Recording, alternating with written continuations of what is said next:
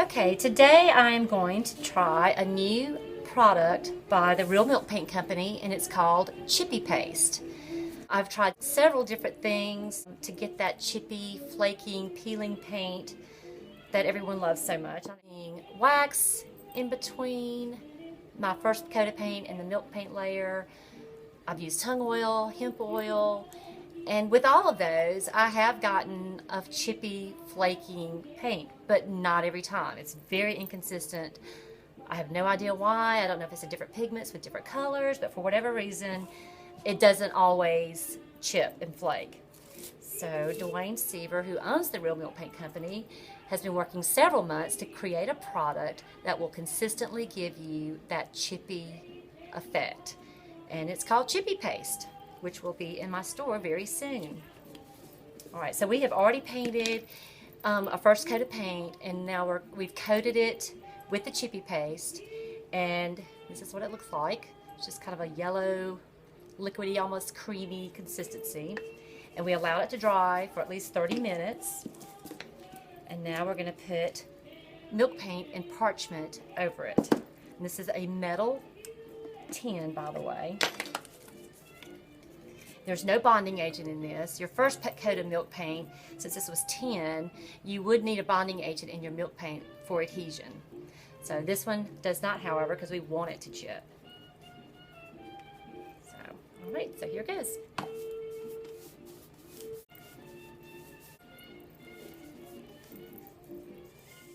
Okay, so this is the lid.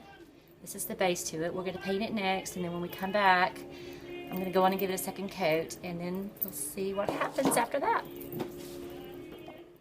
Okay guys, I'm back, and I decided to decoupage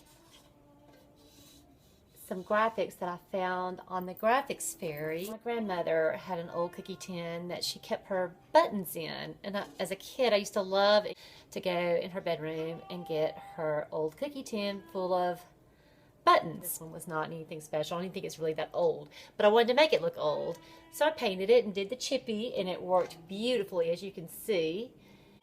This is the container itself, and then the lid.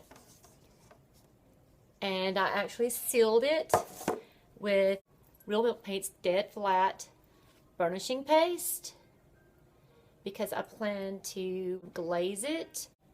It needs to be sealed first before putting the glaze on a light paint color because milk paint's very porous and it will bite into the paint if you don't seal it first. It looks pretty cute just as it is, but I wanted to show you the Real Milk Paint's burnishing paste. This one is called Espresso. It's a really dark brown.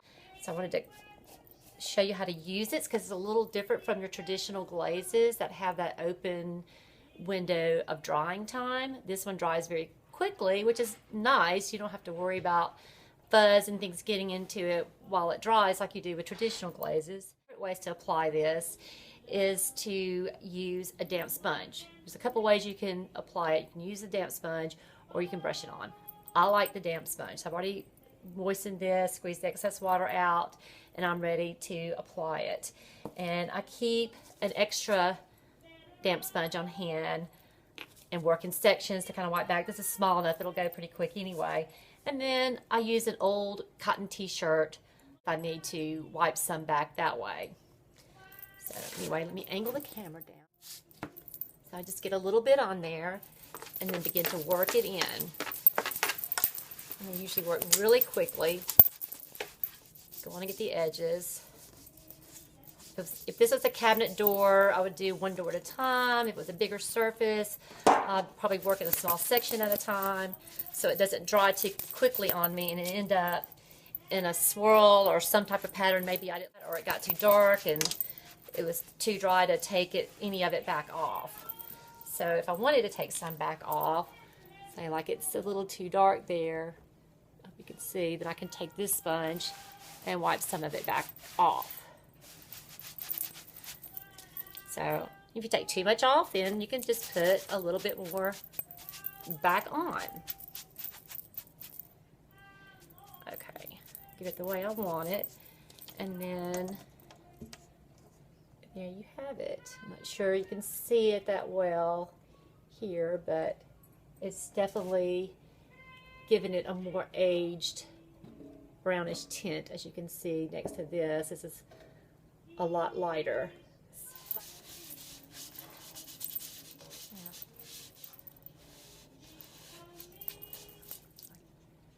Leave a little in the groove.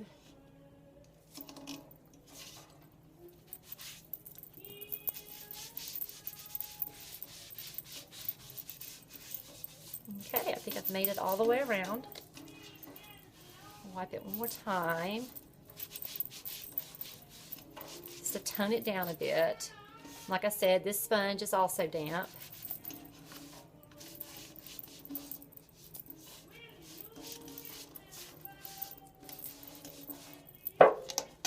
Okay, and the nice thing about it, using this glaze, it dries really quick. I mean, I can touch it a little bit now, but in 30 minutes or so, it's completely dry to the touch.